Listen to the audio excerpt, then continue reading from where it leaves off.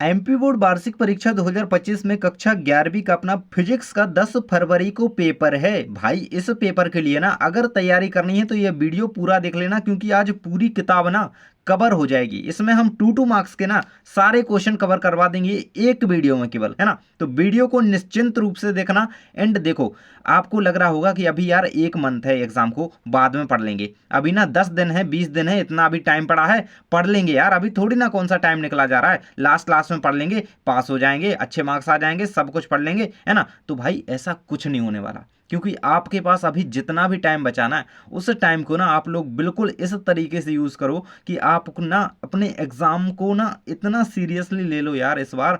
क्योंकि देखिए 11th अगर आपकी अच्छी हो गई तो फिजिक्स कह लो कि 12th में ना बहुत ज़्यादा हेल्प हो जाती है आपकी, है ना। अगर 11th अच्छे तरीके से कर लोगे तो 12th में ना अच्छी तरीके से आपकी हो जाएगी। और एक बात मैं आपको याद दिला दूं कि रख हौसला वो मंजर भी आएगा, रख हौसला वो मंजर भी आएगा, प्यासे के पास चलकर समंदर भी आएगा, थक कर ना बैठे ये मंजिल के मुसाफिर, मंजिल भी मिलेगी और मिलने का मजा भी आएगा। भाई मंजिल है आपकी अच्छी परसेंटेज बनाना। देखो कहेंगे भाई कि 11th की परसेंटेज कोई मायने नहीं रखती, क्या करना, पढ़ के पास हो जाएंगे, थोड़े बहुत नंबर आ जाएंगे, बहुत है यार, क्या करना है ना।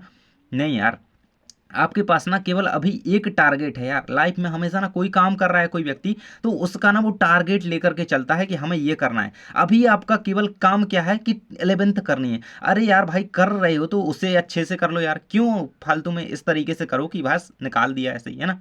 अब जो चीज कर रहे हो ना उस चीज को बिल्कुल शिद्दत से कर लो, है ना।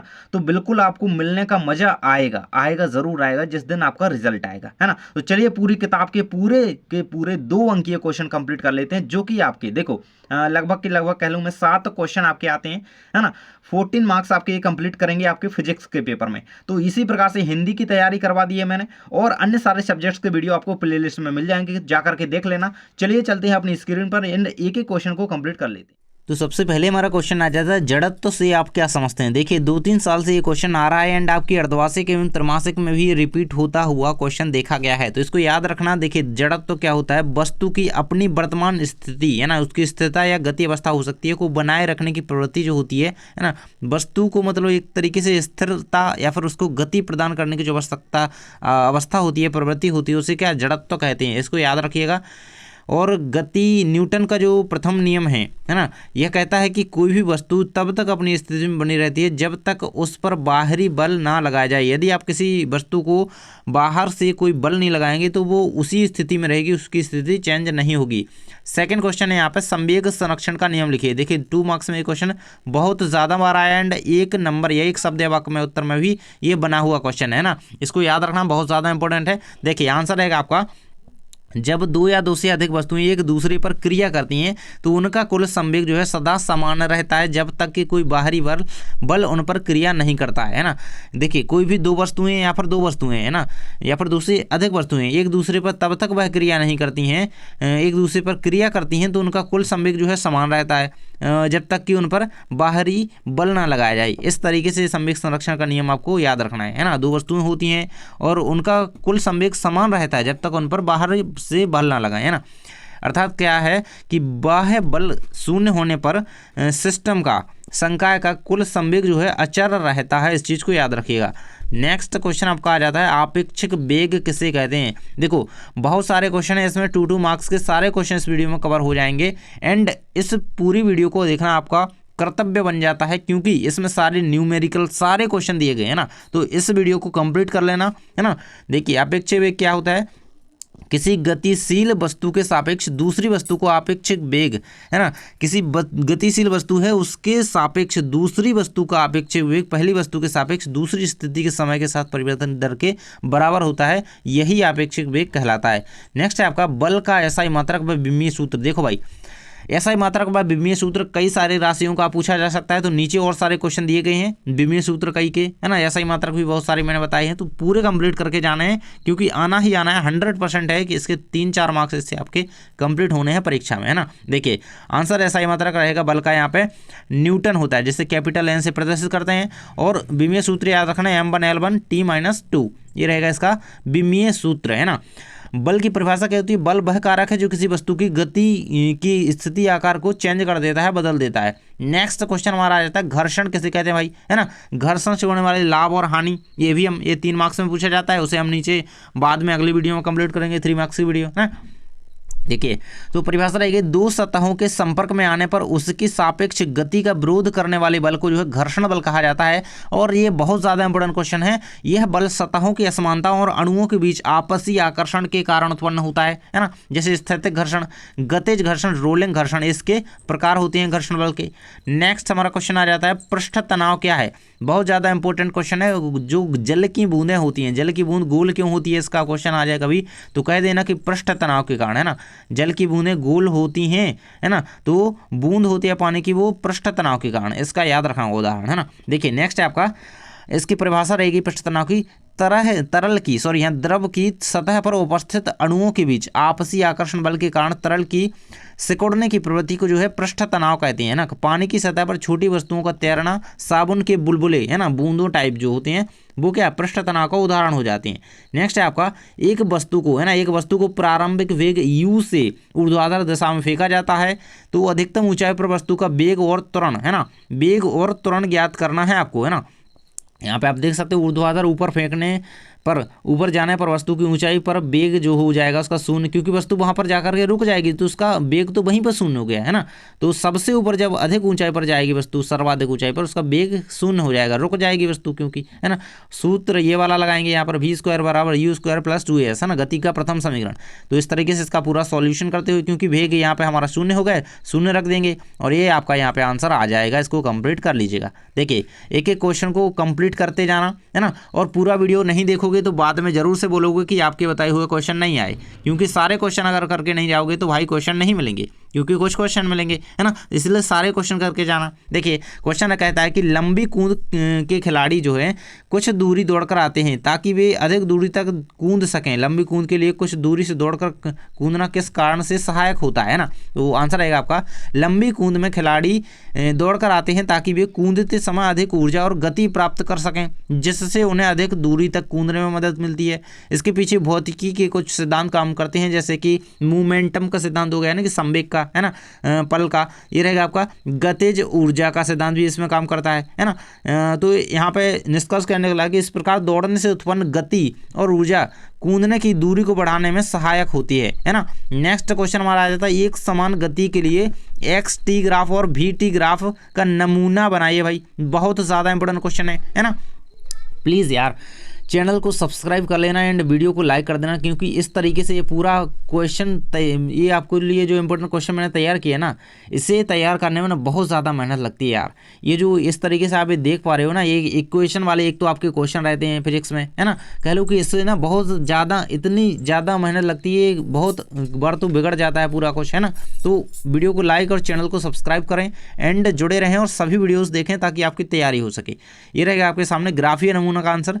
तो जब कोई वस्तु एक निश्चित वेग से चलती है और उसकी गति समय के साथ नहीं बदलती है तो इसे क्या एक समान गति कहते हैं, है ना। इसको याद रखना है, एक समान गति को। और एक समान गति में वस्तु का त्वरण क्या होता है, शून्य होता है। इससे ऑब्जेक्टिव आपका बन सकता है, इसलिए मैंने इसे हाईलाइट यहाँ पे कर दिया। एक समान गति में वस्तु का त्वरण क्या होता है, शून्य होता है। समय ग्राफ यहाँ पर रहेगा, है ना। देखिए xt यानी कि टाइम ग्राफ एंड vt, है ना, वेग ग्राफ आपको खींचना था। ये रहेगा आपका, यहाँ पे देख सकते हो, ये समय ग्राफ और ये आपका रहेगा वेग ग्राफ, है ना। दोनों के बारे में यहाँ पे बताया गया है। इस तरीके से ग्राफ यहाँ पे खींचे जाते हैं ना। आपसे दोनों के बारे में पूछा गया था, लेकिन मैंने यहाँ पे इस तरीके से बना दी है। ये ग्राफ इसी तरीके से होते हैं जो समय ग्राफ होते हैं, वेग ग्राफ होते हैं, है ना। तो देखिए समय ग्राफ में क्या होता है, समय समान गति में वस्तु समय के साथ समान दर से स्थान बदलती है।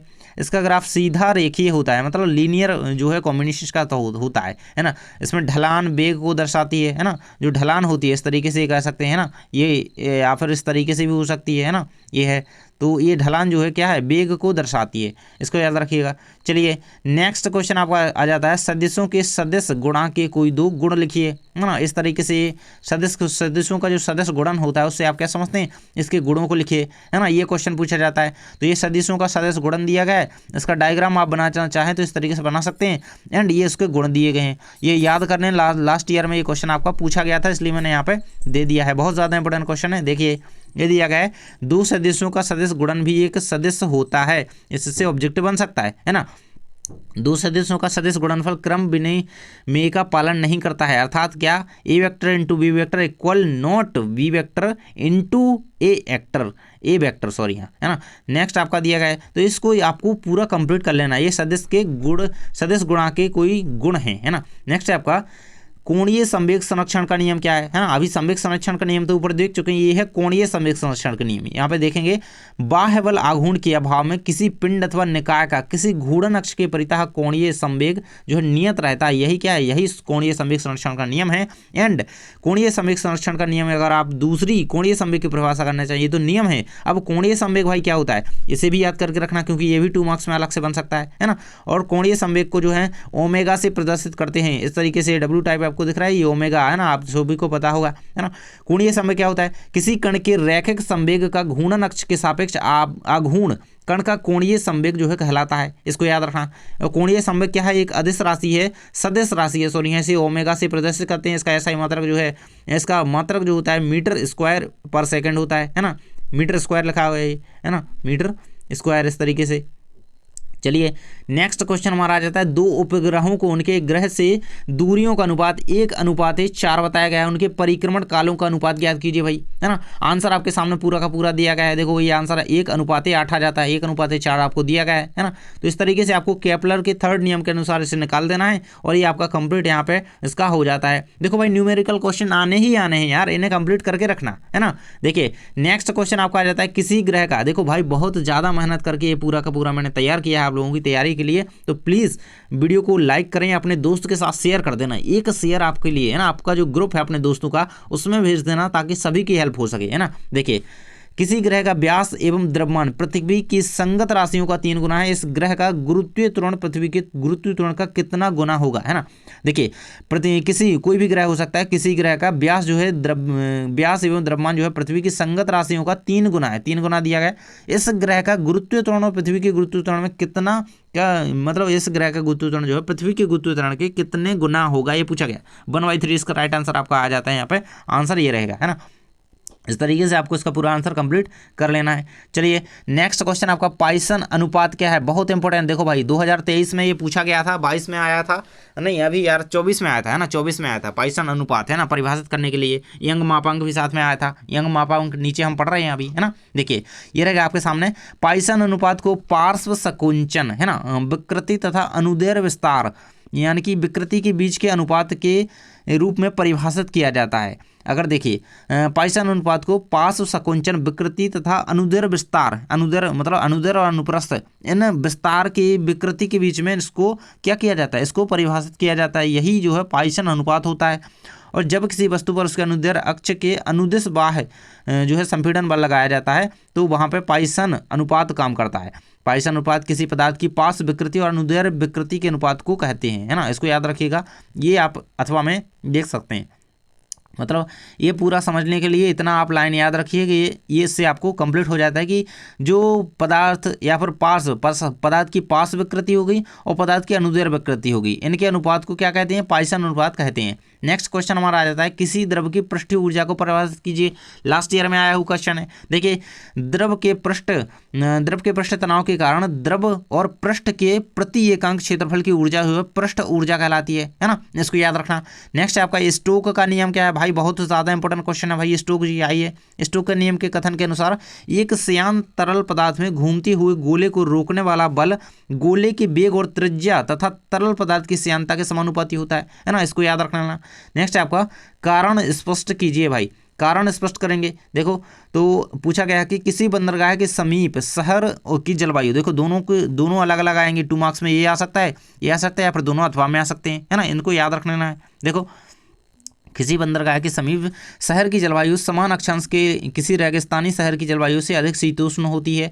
और सेकंड कहता है कि सर्दियों में सुबह सुबह भूमिगत जल गर्म प्रतीत होता है जबकि दोपहर के समय भूमिगत जल जो है ठंडा प्रतीत होता है, क्यों होता है भाई ऐसा। चलिए दोनों का उत्तर देख लेते हैं यहाँ पे। तो पहले वाले का उत्तर दिया गया, समुद्र धीरे धीरे गर्मी अवशोषित और करता है और छोड़ता है जिससे दिन रात का तापमान अंतर कम जाता है। रेगिस्तान में रेत तेजी से गर्म और ठंडी होती रहती है, इसलिए तापमान में अधिक उतार चढ़ाव होते रहता है। सेकेंड है सर्दियों में सुबह सुबह भूमिगत जल जो है गर्म होता है और दोपहर के समय ठंडा होता है। ऐसा क्यों? तो सुबह सुबह जो होता है ठंडी होती है और तो गर्म जल जो है गर्म लगता है, दोपहर में सतह जो है गर्म हो जाती है ना, सतह गर्म हो जाती है तो जल ठंडा लगता है। जल का तापमान स्थिर रहता है, यह सापेक्ष अनुभव है ना। नेक्स्ट है आपका श्यानता क्या है भाई? श्यानता गुणांक, श्यानता दोनों को याद रखना है। श्यानता पढ़ेंगे द्रव की या तरल की परतों के बीच गति का विरोध करने वाले यांत्रिक बल को जो है श्यानता कहते हैं, इसको याद रखिएगा, बहुत ज़्यादा इंपॉर्टेंट है ना। शहद की श्यानता जो है पानी से अधिक होती है ना। अब भाई उतना तेज आप शहद में उंगली नहीं चला पाओगे जितना तेज पानी में जल्दी से चला लोगे, है ना। देख लेना कर करके, है ना, आपको समझ में आ जाएगा। नेक्स्ट है आपका यहाँ पे गाढ़ापन एक तरीके से श्यानता हो जाता है ना। नेक्स्ट है सदिश के योग संबंधी त्रिभुज नियम को लिखिए, है ना। क्या है? तो भाई यदि दो सदिशों को त्रिभुज के दो पक्षों के रूप में दर्शाया जाए तो उनका योग जो है त्रिभुज के तीसरे पक्ष द्वारा दर्शाया जाएगा, यही सदिश का योग का त्रिभुज का तीसरा नियम कहता है। नेक्स्ट है आपका सार्वत्रिक गुरुत्वाकर्षण का नियम लिखिए भाई। आंसर आपका दिया गया है कि दो पिंडों के बीच आकर्षण बल उनके द्रव्यमानों के गुणनफल के समानुपाती और उनके बीच की दूरी के वर्ग के व्युत्क्रमानुपाती होता है, यही गुरुत्वाकर्षण का सार्वत्रिक नियम है, इसको याद रख लेना। ये 1 नंबर के ऑब्जेक्टिव में भी आ सकता है और साथ ही ये आपका 2 मार्क्स में बन सकता है। चलिए नेक्स्ट क्वेश्चन आपका है हुक का नियम लिखे भाई। तो हुक कहते हैं कि किसी लोचदार वस्तु में लगाए गए बल और उनमें उत्पन्न विकृति के बीच सीधा अनुपात होता है जब तक कि लोच की सीमा ना घटे, है ना। ये आपका हुक का नियम कहता है। नेक्स्ट क्वेश्चन आपका है पास्कल का नियम लिखिए। तो पास्कल का नियम है यदि कोई द्रव संतुलन में है तो द्रव पर आरोपित दाब उसके प्रत्येक इकाई क्षेत्रफल पर समान रूप से वितरित हो जाता है, पास्कल का नियम। नेक्स्ट पास्कल के नियम के अनुप्रयोग क्या है? हाइड्रोलिक प्रेस जो है ना, हाइड्रोलिक प्रेस इसी पर आधारित होता है। हाइड्रोलिक ब्रेक हो गए, हाइड्रोलिक लिफ्ट, है ना, ये पास्कल के नियम पर आधारित होते हैं। नेक्स्ट है आपका सरल आवर्त गति किसे कहते हैं ना। इसके जो उदाहरण या अनुप्रयोग जरूर से याद रखना क्योंकि इससे ऑब्जेक्टिव आपके बनने ही बनने, है ना। सरल आवर्त गति किसे कहते हैं भाई? तो वह गति जिसमें कोई वस्तु एक निश्चित बिंदु के चारों ओर दोलन करती है उसे सरल आवर्त गति कहते हैं। बहुत ज़्यादा इंपॉर्टेंट है ये सरल आवर्त गति, है ना। नेक्स्ट है आपका ऊष्मा गतिकी का शून्यवा नियम क्या है भाई? लिखिए। तो यदि दो प्रणालियां किसी तीसरी प्रणाली के साथ तापीय संतुलन में हैं तो एक दूसरे के साथ भी तापीय संतुलन में होगी, यही ऊष्मा गतिकी का शून्यवा नियम कहता है, याद रख लेना। नेक्स्ट है ऊष्मा चालकता गुणांक को परिभाषित कीजिए। तो वह दर जिससे कोई पदार्थ, है ना, कोई पदार्थ ऊष्मा को अपने माध्यम से स्थानांतरित करता है वो क्या कहलाता है? ऊष्मा चालकता गुणांक उसे कहते हैं। नेक्स्ट है क्रिकेट में खिलाड़ी कैच लेते समय अपने हाथों को पीछे की ओर क्यों खींचते हैं? तो जब खिलाड़ी देखो डेल टी का समय बढ़ा, डेल टी का मान जब बढ़ जाएगा तो उन्हें थोड़ा समय मिल जाएगा एंड उन्हें चोट लगने का जोखिम जो है कम हो जाएगा। थोड़ा पढ़ लेते हैं यहाँ पे। जब खिलाड़ी कैच करते समय अपने हाथों को पीछे की ओर खींचते हैं तो यह गेंद के संवेग को धीरे धीरे कम करता है, इससे लगने वाला बल जो होता है ना, डेल टी का मतलब del P upon del T ये कम हो जाता है, यानी कि कहें कि डेल टी का मान जो है बढ़ जाता है ना, टाइम समय अंतराल बढ़ जाता है और चोट लगने का जो जोखिम है वो घट जाता है ना। यह न्यूटन के दूसरे नियम का एक अनुप्रयोग है, इसको याद रखिएगा, है ना। घर्षण से होने वाले हानि लाभ बताइए भाई। ये 3 नंबर में भी क्वेश्चन आता है और 2 नंबर में भी आता है ना। तो देखिएगा यहाँ पे घर्षण से जो लाभ होते हैं वो दिए गए हैं। घर्षण से लाभ जैसे हम खाना भी अगर हम चबा पा रहे हैं, है ना, खाना भी खा पाते हैं तो वो क्या है? खाना खा पाते हैं तो वो घर्षण का लाभ है। अगर हम चल पा रहे हैं धरती पर तो वो क्या है? घर्षण का लाभ है ना। ब्रेकिंग सिस्टम जो हमारे वाहनों में है वो घर्षण का लाभ है। गाड़ी चलाने में, है ना, और जो हमारी सड़कों पर गाड़ियां दौड़ पा रही हैं वो क्या है? घर्षण के लाभ है। हानि क्या है? ऊर्जा का अपव्यय होता है, मशीनों में घिसाव होता है, कलपुर्जे मशीनों को घिस जाती हैं। नेक्स्ट कहता है कि ऊर्जा, है ना, कार्य ऊर्जा पर में very very most important question and ये को ऑब्जेक्टिव में बन सकता है एंड 2 मार्क्स में तो बनना ही है। देखिए तो कार्य ऊर्जा पर में क्या है कि किसी वस्तु पर किया गया कुल कार्य उसकी गतिज ऊर्जा में परिवर्तन के बराबर होता है, इस चीज़ को याद रखिएगा, बहुत ज़्यादा इंपॉर्टेंट है एंड ये ऑब्जेक्टिव में बनेगा ही, है ना। नेक्स्ट है प्रत्यास्थ संघट्ट किसे कहते हैं भाई? ये तो ऐसा संघट्ट जिसमें टकराने के बाद कुल गतिज ऊर्जा संवेग जो है संरक्षित हो जाते हैं, मतलब कुल गतिज ऊर्जा और संवेग दोनों संरक्षित हो जाते हैं। अब भाई अप्रत्यास्थ क्या है? दोनों को कंपेयर करके पढ़ो तो बिल्कुल से याद रहेगा और दोनों में अंतर याद कर लेना भाई, है ना, बार बार कह रहा हूँ। देखो ऐसा संघट्ट जिसमें टकराने के बाद गतिज ऊर्जा और संवेग दोनों संरक्षित रहते हैं, और इसमें क्या है? ऐसा संघट्ट जिसमें वस्तुओं के चिपक जाती हैं और गतिज ऊर्जा संरक्षित नहीं रहती है ना। संवेग तो संरक्षित रहता है जबकि गतिज ऊर्जा संरक्षित नहीं रहती है ना। इस चीज़ को याद रखना, ये बहुत बड़ा अंतर है इनमें, यही तो अंतर है इनमें। और ये प्रत्यासंगत का उदाहरण क्या रहेगा, दो लोहे की गेंदों की टक्कर, और अप्रत्यासंगत का उदाहरण रहेगा मिट्टी के गोले को टकराने के बाद एक हो जाना, है ना। तो ये एक हो जाएंगे, है ना, इसमें गति संवेग संरक्षण नहीं है क्योंकि, है ना, तो याद रखना इस चीज़ को, है ना, उदाहरण दोनों की जरूर से याद रखना ये, है ना। चलिए नेक्स्ट है आपका विमीय विश्लेषण की सीमाएं और इसके अनुप्रयोग, दोनों को पढ़ लेना। ये सीमा है, ये अनुप्रयोग है ना, अनुप्रयोग या फिर उपयोग कह सकते हैं ना। देखिए यह स्थिरांक जैसे पाई हो गया, ये हो गया कि गणना नहीं कर सकता है ना। और यह भिन्न मात्रकों जैसे कोणीय मात्राएं होगी, मात्रक हो गए, इन पर लागू नहीं होता है, केवल भौतिक मात्राओं तक ही सीमित है। विमीय विश्लेषण के अनुप्रयोग क्या है भाई, सूत्रों की सत्यता की जांच करता है, भौतिक मात्रकों के बीच संबंध ज्ञात करना, नई भौतिक मात्राओं का निर्माण करना, है ना। ये सारे इसके क्या है, अनुप्रयोग यहाँ पे 3 दिए गए हैं, इसको याद कर लेना, बहुत इंपॉर्टेंट है, लास्ट ईयर में रिपीट हुआ क्वेश्चन है। सेकंड क्वेश्चन आपका आ जाता है, एक वस्तु को प्रारंभिक वेग से ऊर्ध्वाधर की ओर फेंका जाता है। ऊर्ध्वाधर मतलब देखिए यहाँ से इस तरह ऊपर फेंका जाता है, तो अधिकतम ऊंचाई पर वस्तु का वेग तथा त्वरण ज्ञात कीजिए। भाई अधिकतम ऊंचाई पर वेग तो हम यहीं पे बता सकते हैं। देखिए अधिकतम मतलब भाई हमने यहाँ से वस्तु फेंकी, यहाँ तक अधिकतम गई, तो वेग यहाँ पे क्या, वेग यहाँ पे वस्तु गई अधिकतम हो गया, तो भाई यहाँ पे तो रुक ही जाएगी, तो वेग तो यहाँ पे शून्य हो ही जाएगा, है ना। अब त्वरण ज्ञात करना है, तो चलिए त्वरण की बात कर लेते हैं भाई, है ना। देखिए तो वेग क्या हो जाएगा आपका, शून्य हो जाएगा। त्वरण क्या है, जी, गुरुत्वाकर्षण, जी आपका आंसर यहाँ पे आ जाएगा। नेक्स्ट क्वेश्चन आपका कहता है कि एक समान व परिवर्ती त्वरण को परिभाषित करिए भाई, है ना। तो आपका ये आंसर रहेगा यहाँ पे, एक समान त्वरण क्या होता है, गति में समय के साथ एक समान परिवर्तन ही जो है समान त्वरण कहलाता है। इसका उदाहरण है गुरुत्वाकर्षण के कारण गिरती हुई वस्तु, है एक समान त्वरण का उदाहरण। और परिवर्ती त्वरण क्या होता है, गति में समय के साथ परिवर्तन भिन्न भिन्न होता है, तो उसे हम परिवर्ती त्वरण कहते हैं। सड़क पर ब्रेक लगाना ये परिवर्ती त्वरण का उदाहरण है ना, इसको याद रखना। नेक्स्ट है आपका वृत्तीय गति के लिए आवर्तकाल एवं आवृत्ति की परिभाषा लिखिए, बहुत ज़्यादा इंपॉर्टेंट है। आवर्तकाल को टी से प्रदर्शित करते हैं, टाइम समयांतराल भी कह सकते हैं, है ना। देखिए किसी वस्तु पर वृत्तीय पथ पर एक चक्कर पूरा करने में लगने वाला समय आवर्तकाल कहलाता है। आवृत्ति क्या, प्रति सेकंड में पूरे किए गए चक्रों की संख्या को हम जो है क्या आवृत्ति कहते हैं। इसका मात्रक क्या है, हर्ट्ज है ना, हर्ट्ज, जिसको याद रखना है, इसे एच जेड से प्रदर्शित करते हैं, ये बहुत इंपॉर्टेंट है ना। आवृत्ति का मात्रक क्या होता है, आवृत्ति का ऐसा मात्रक हर्ट्ज, जिसको याद रखिएगा भाई। नेक्स्ट है आपका एकांक सदिश भाई किसे कहते हैं, तो परिभाषा रही कि जिसका परिमाण एक हो और केवल दिशा बतलाता हो, उसे हम एकांक सदिश कहेंगे, है ना। भाई एकांक, है ना, परिमाण एक होता है और दिशा बतलाता है, वो क्या है, एकांक सदिश है। घर्षण को कम करने तथा बढ़ाने के उपाय, अभी हमने लाभ हानि देखे थे, ये कम करने के और बढ़ाने के उपाय, ये भी 3 नंबर में भी बना है कई बार क्वेश्चन, है ना। देखिए तो घर्षण को कम करने के उपाय है चिकनाई, है ना, चिकनाई का प्रयोग करना, और सतह को पॉलिश करना, बड़ा चिकनाई कर दो तो वो घर्षण कहाँ रहेगा, वहाँ पे खसक कर जाएंगे। बढ़ाने के उपाय है खुरदरी सतह बनाना, है ना, और कह सकते हैं कि टायर में विशिष्ट डिजाइन बनाना, है ना, खांचे बनाना। नेक्स्ट हमारा आ जाता है क्रिकेट में कैच लेते समय खिलाड़ी अपने हाथों को पीछे की ओर क्यों खींच लेते हैं। देखिए यहाँ पे थोड़ा सरल जो है आंसर दिया गया है, इसे देख सकते हैं आप, क्योंकि इससे समांतराल डेल्टी अधिक होगा, अतः चाल बल है यहाँ पे, बल F का परिमाण कम होगा, जिससे उसके हाथों में चोट लगने का समय मतलब भय नहीं रहेगा, चोट लगने का जोखिम नहीं रहेगा। नेक्स्ट है आपका एक न्यूटन बल को परिभाषित कीजिए। भाई इसे तो करके ही जाना आना ही है, क्योंकि ये तो है ना। देखिए तो एक न्यूटन वह बल है जो 1 किलोग्राम द्रव्यमान पर आरोपित करने पर उसमें बल की दिशा में उस जो वो वस्तु होती है उसमें बल की दिशा में 1 मीटर पर सेकेंड स्क्वायर का जो क्या कर देता है, त्वरण या मंदन उत्पन्न कर देता है, वो हमारा 1 न्यूटन बल होता है, इसको याद कर लेना। नेक्स्ट है रोलर या लॉन मूवर को धकेलने की अपेक्षा खींचना क्यों आसान होता है। देखिए आप सभी को यदि यह पीडीएफ चाहिए तो आपको चैनल की मेंबरशिप ज्वाइन कर लेनी है। मैं मेंबर्स ओनली पोस्ट में इसको डाल दूंगा ताकि आप लोगों को ये पीडीएफ आसानी से मिल जाएगा पूरा का पूरा, है ना। तो आपको 3-4 सारे क्वेश्चन मिल जाएंगे, है ना, 3-4 अंक के पूरे क्वेश्चन के आंसर विथ पूरा पीडीएफ आप डाउनलोड कर सकेंगे। आप मेंबरशिप ज्वाइन कर लेना, ठीक है। देखिए चलिए नेक्स्ट क्वेश्चन हमारा आ जाता है खींचने पर देखिए आंसर दिया गया है लॉन मूवर को खींचने की अपेक्षा धकेलना आसान, मतलब धकेलने की अपेक्षा खींचना आसान क्यों होता है, थोड़ा कन्फ्यूजन हो गया।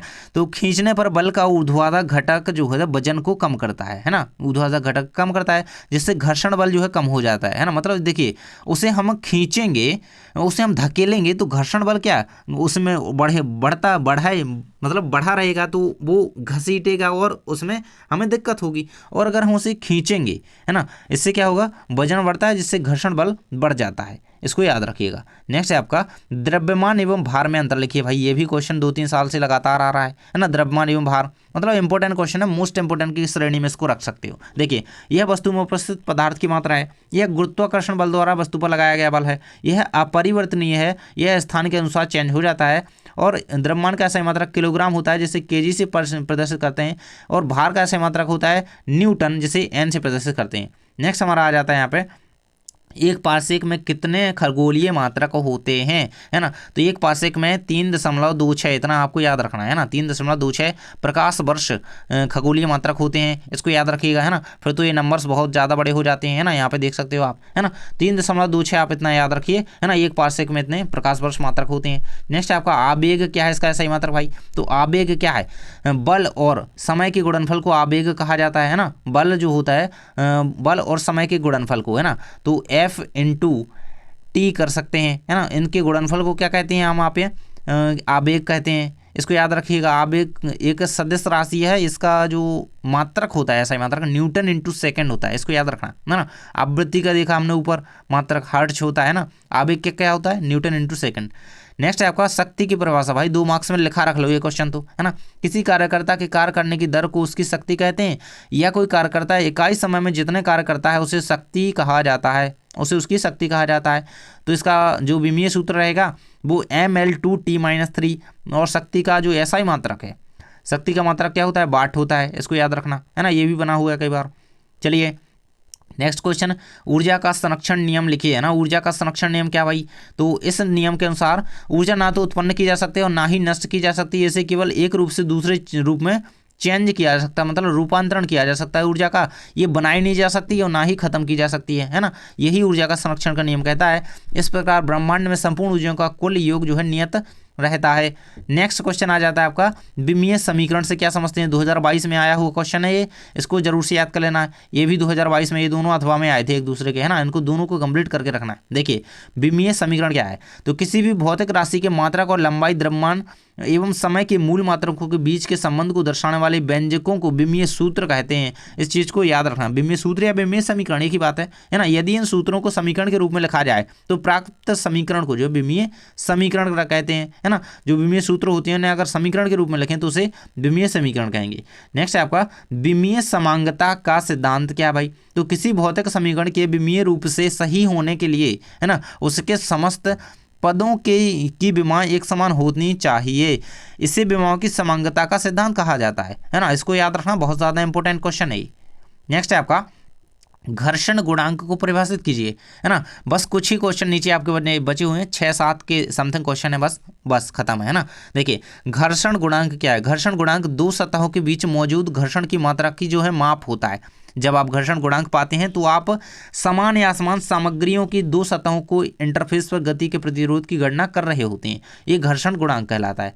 नेक्स्ट आ जाता है आपका गति का शून्यता नियम क्या है भाई, तो ये तो हम ऊपर देख चुके हैं, लेकिन क्वेश्चन आ जाता है तो ऊष्मा गतिकी का शून्य नियम के अनुसार जब कोई दो निकाय एक तीसरे निकाय के साथ अलग अलग ऊष्मीय संतुलन में हैं तो वे एक दूसरे के साथ भी ऊष्मीय संतुलन में होंगे, ये गति का शून्यवा नियम कहता है ना, ऊष्मा गति का। नेक्स्ट है ऊष्मा चालकता गुणांक का SI मात्रक व विमीय सूत्र लिखिए, तो इसका SI मात्रक है जूल प्रति मीटर सेकंड केल्विन, है ना, जूल प्रति मीटर इंटू सेकंड केल्विन इसे कह सकते हैं।